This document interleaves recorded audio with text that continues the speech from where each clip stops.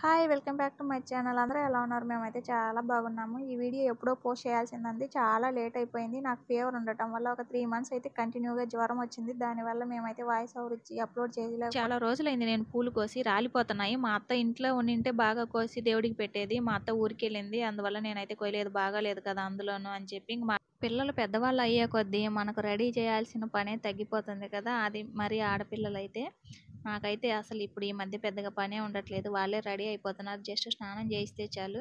ఇంకా నాకైతే లేట్ అయిపోతుందని నేనైతే తల స్నానం చేయించి వచ్చాను. నాకు ఫస్టే ఫీవర్లో ఉన్నాను. ఇంకా స్నానం చేస్తే నైట్కి జ్వరం వస్తుందో ఏంటో భయంగానే చేశాను.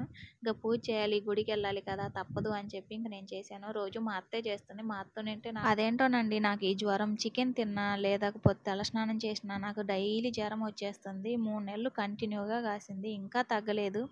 నేను అక్కడ పూజ చేసుకొని బయటకు వచ్చేలోపు మా పిల్లలు చూడండి ఏం చేస్తున్నారో. టిఫిన్ తినమంటే పుచ్చకాయ తెచ్చుకొని తింటున్నారు.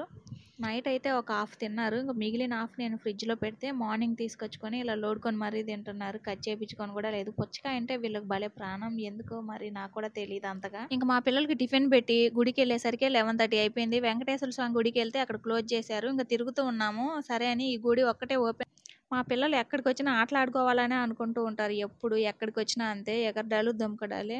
నాకు తెలిసి పిల్లలందరూ ఇలాగే ఉంటారా, మా పిల్లలు మాత్రమే ఇలా ఉంటారా అనేది నాకు అర్థమే కాదు. మీ పిల్లలు కూడా ఇలాగే ఉంటే కామెంట్ చేయండి ఒకసారి. వంట అయితే ఇంకా ఇంట్లో చేయలేదు. పిల్లల కోసం కొంచెం అన్నం రసం చేసేసి తొందరగా పెట్టేశాను. మేమైతే 12:30కి ఆర్డర్ పెడితే 3కి వచ్చింది. ఫుడ్ అయితే అస్సలు నచ్చలేదు. ముందే లేట్ అయిపోయింది. దానికి తోడు ఆకలితో ఉన్నాము. ఏం చేద్దాం, ఇంకా పడేయలేక నేను తినేసాను. 2 చికెన్ బిర్యానీ, ఒక చికెను, ఫిష్, మంచి ఫ్రాన్స్, తర్వాత వచ్చేసి నాకేమో మష్రూమ్ బిర్యానీ తీసుకొచ్చారు.